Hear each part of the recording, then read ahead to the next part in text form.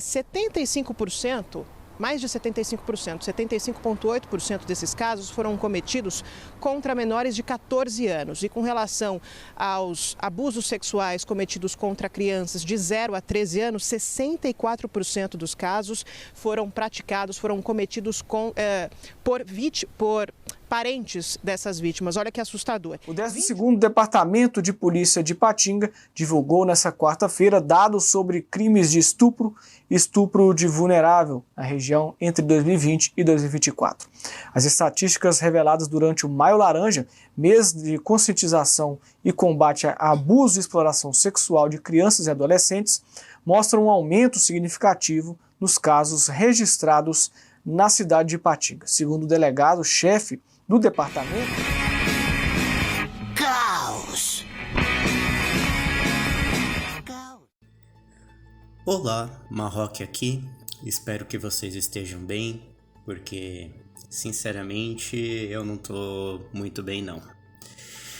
Eu deveria estar fazendo sobre meus outros vídeos que eu ando editando e eu quero lançar ainda esse mês. Eu tô fazendo esse aqui sem roteiro porque eu estou num ponto de indignação com o que tá acontecendo que é um pouco preocupante. Eu resolvi falar com vocês e tentar refletir um pouco. Falando sobre PLs, e PL nesse sentido não é o Partido Liberal, partido do ex-presidente ou ex-partido do ex-presidente, mas sobre PLs, projetos de leis, né, e algumas questões com o nosso sistema representativo, a democracia liberal, né.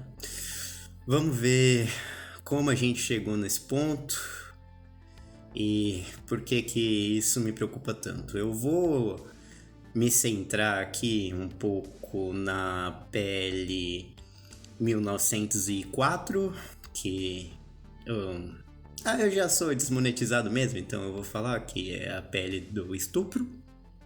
Por que é a PL do estupro? E por que isso causa indignação em geral, né? O que esse projeto de lei diz? O que é a realidade, o que está acontecendo, independente de opiniões, tá? O projeto de lei, né, essa PL, quer colocar a criminalização do aborto após 22 semanas.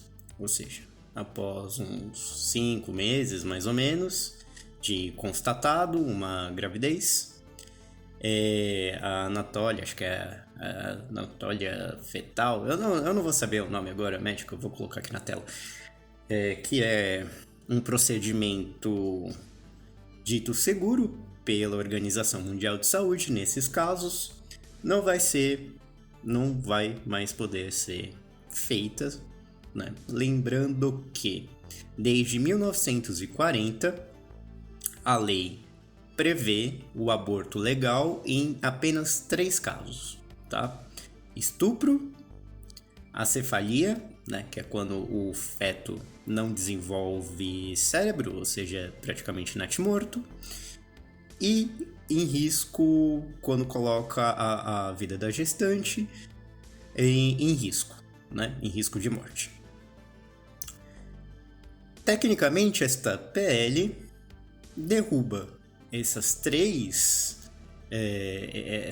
condições e coloca que, em hipótese alguma, possa ocorrer legalmente e de forma segura um aborto, mas aí é que tá a questão. Não só tira essas 3 condições, como criminaliza a gestante que não quer ou não pode levar a cabo essa gestão. Então, assim, essa gestação que pode ter sido fruto de um abuso, fruto de um estupro, independente disso, não vai ser mais considerado. Não só isso, a pessoa, a mãe, não é a mãe, né? A gestante, a vítima dessa violência, passa a ser criminosa, pois o projeto de lei configuraria que é como homicídio simples o aborto. E aí, então, essa pessoa que está nesta gestação completamente insegura, já fruto geralmente de uma violência, iria pegar 20 anos de cadeia, 20 anos de reclusão, como se fosse um homicídio. Entende? É duplamente assim, tipo, você pune duplamente uma pessoa que já está sendo punida por uma violência, sabe, por uma coisa indesejada. E aí você dá 20 anos de cadeia, o que é o dobro da pena máxima de reclusão atualmente no Brasil por estupro. Ou seja, a pessoa que sofreu a violência torna-se ainda mais punida duplamente do que a pessoa que perpetrou essa violência. É tirar a responsabilidade de uma parte, da parte principal que ocasionou isso, e jogar tudo na culpa dessa pessoa. E piora, porque sempre pode piorar. Assim, por que causa muita indignação esse projeto de lei? Cara, pensem vocês que, assim, para nossa realidade, tá? O que acontece na realidade? Por que essa lei, ela principalmente vai acabar com a vida de, principalmente, meninas, tá? Eu não tô falando mulheres, eu estou falando de meninas. Estou falando de pessoas abaixo de 14 anos, tá? A lei prevê, tecnicamente, que o consenso é de 14 anos e 1 mês, se eu não me engano. Eu estou falando de pessoas abaixo dessa idade de consentimento prevista por lei.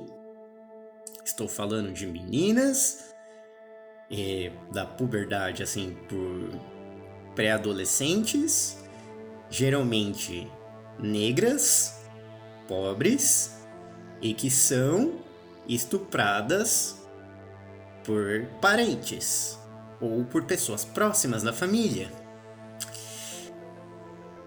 Assim, normalmente pessoas vítimas de abuso, e temos números que comprovem isso, a realidade material, a realidade das coisas, são pessoas, são meninas, são crianças que são abusadas dentro de casa, que não têm apoio, que não têm condições, que muitas vezes estão sobre essa gravidez indesejada, vítimas de um estupro perpetuado em casa, sem ninguém com quem contar. E quando conseguem, seja por parentes, geralmente pela escola, geralmente é quando os sintomas da gravidez estão aparecendo e, tipo, né, você não vai cogitar que uma criança, a primeira coisa que está acontecendo com ela é que ela esteja grávida. Então, geralmente, já é no estágio avançado e essa pessoa vai ter que buscar a justiça, vai ter que buscar um advogado. Lembrando que estamos falando da camada mais pobre. Então, até essa criança conseguir algum amparo, conseguir um advogado, conseguir na justiça algum juiz ou juíza que pegue o caso, para que esta criança não leve uma gestação de risco não planejada e geralmente fruto de uma conjunção incestuosa, o que por si só pode dar muito problema genético, isso normalmente passa das 22 semanas. Então, assim, não é um processo simples, não é um processo garantido, não é um processo rápido. E esse projeto de lei prevê ainda por cima criminalizar vítimas dessa situação. Sabe que situação merda é essa? Sabe que prevê esse projeto e o quão fora da realidade? Eu tô falando de dados concretos, eu tô falando do que acontece, eu tô falando do que a gente vê por aí, sabe? Não é ir muito longe para ver a realidade em qualquer periferia. Então, eu tô exaltado porque, caralho, como nós chegamos até aqui? Assim, eu já tinha ideias, né, que é um assunto meio espinhoso e tal, de falar sobre a questão do conservador, do dito homem de bem, pai de família, e a questão do pânico moral que fez as eleições de 2018 em cima disso, né? Novamente, a pauta em si, o próprio projeto de lei e aquele que propôs essa lei, o Sóstenes Cavalcanti, que é da bancada evangélica, eu vou entrar um pouco mais com detalhes sobre isso, já foi assim um bait da bancada conservadora, né,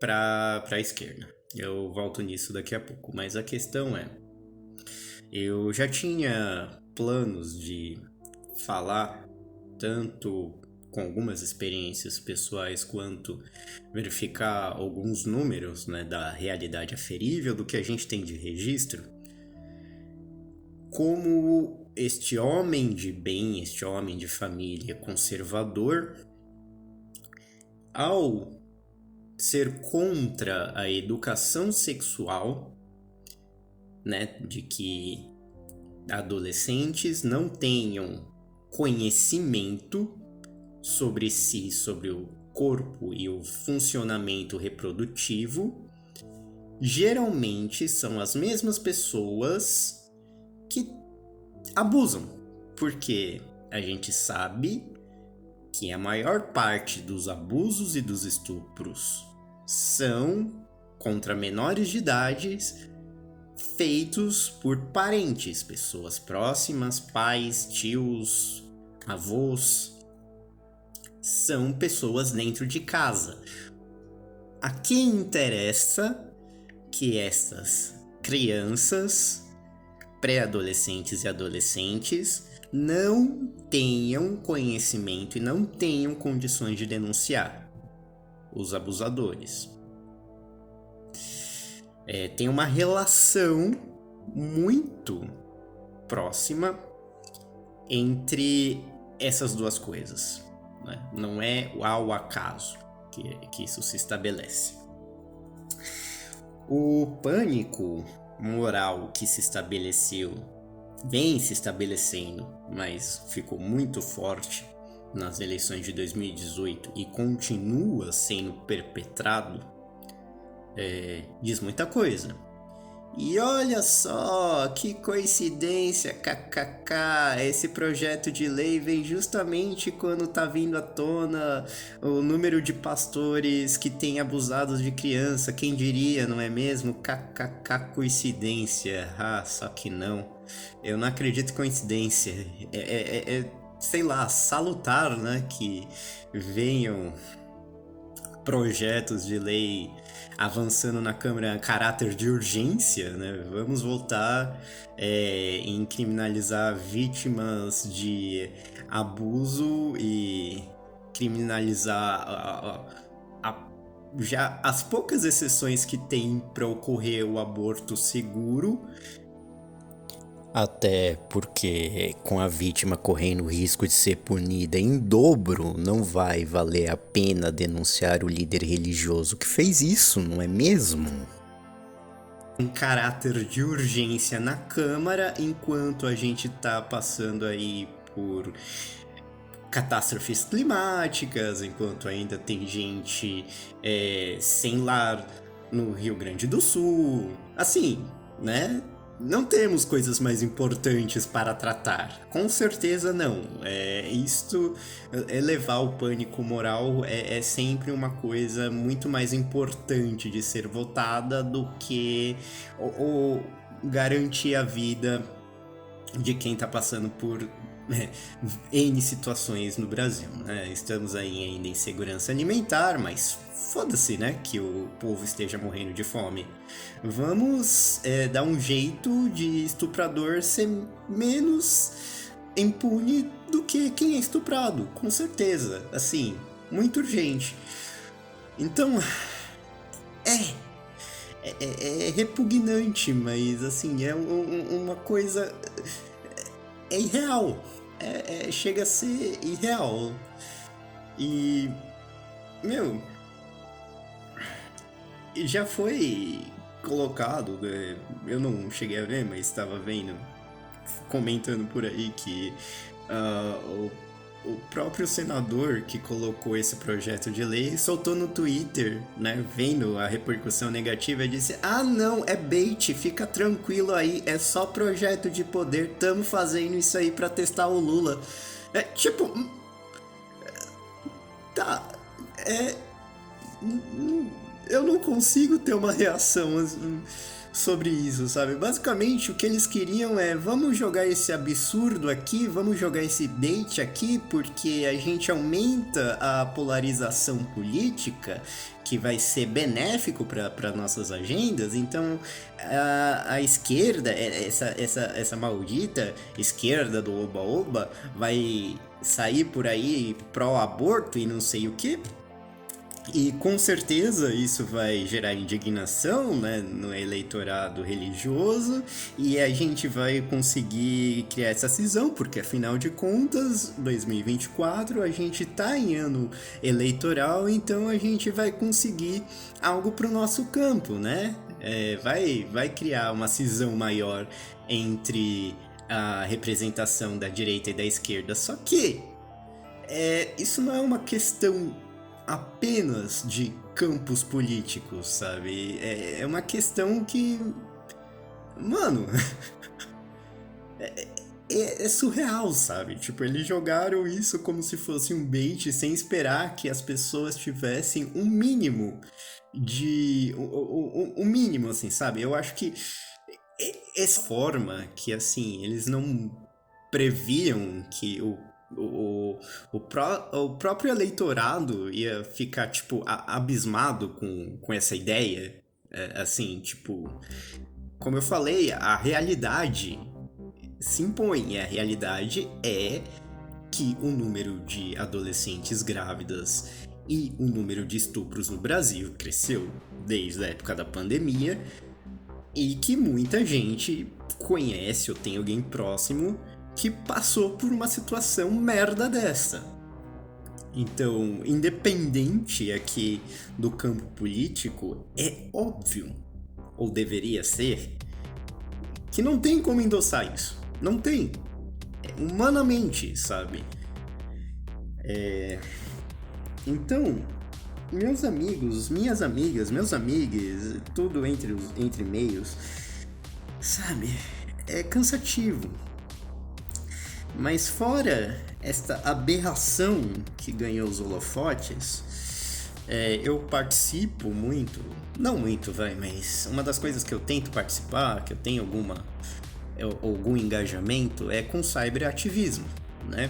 Ativismo digital. Então, muitas dessas discussões eu acabo acompanhando, e uma das coisas que também foi a plenário com votação de caráter de urgência foi sobre a PL das IAs, das inteligências artificiais. E esta PL, né, que é a 2338, era para ter sido votada dia 18 agora, eu não sei se foi. Eu não li direito, mas também é outra coisa que tá passando aí por debaixo do nosso nariz e pouca gente sabe. O problema do nosso sistema representativo, né, a democracia liberal burguesa, é que pressupõe que a gente coloque alguém para fazer aquilo que a gente deveria estar fazendo, ou seja, a parte da política que a gente deveria estar participando e vendo as leis e concordando, discordando e discutindo as leis, não ocorre. Obviamente que não. E assim, quanto mais despolitizados sermos, e a gente tem isso cada vez mais forte, né? Sempre teve. Ah, discutir política é chato. Ah, por que você vem aqui no canal falar de política? Isso não dá engajamento, bibibi, bababó, é chato. Ah, Poxa vida, né, amigo? Coisas que, não sei, a cada ano que passa tem mais lei antitrans passando pelo plenário, pelo Congresso, pela Câmara e... por que eu me preocupo com isso, né? Por que eu deveria... queria estar sossegado, mas não dá pra estar sossegado, sabe? Desde o final do ano passado, foi setembro, novembro de 2023,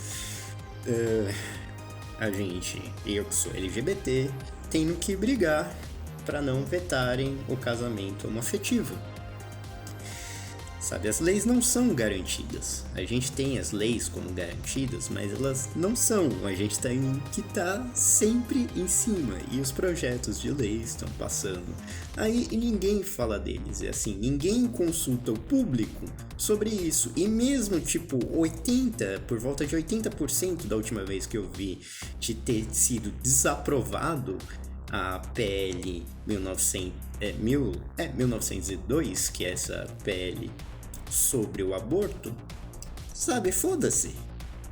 Essa é a questão da dita democracia liberal. Se os representantes disseram que vai, a opinião pública pouco importa, sabe? Vossa opinião, quanto população, pouco importa. E eu acho que isso é um grande problema. Uma das coisas que eu tento fazer nesse canal, que eu gostaria, mas obviamente eu não tenho tempo, porque, né, trabalho, contas, etc., é ver melhor o que está acontecendo, entender melhor o que está acontecendo, porque isso nos afeta diretamente, sabe? A política não é um campo separado da sociedade, isso nos afeta diretamente no nosso dia a dia, sabe? Então, o meu ponto aqui é de ser... Vocês sabem quais projetos de lei estão acontecendo? Vocês entendem o mínimo? Porque eu sei que eu tô apanhando para entender uma coisa que eu acho que seria muito básica, sabe?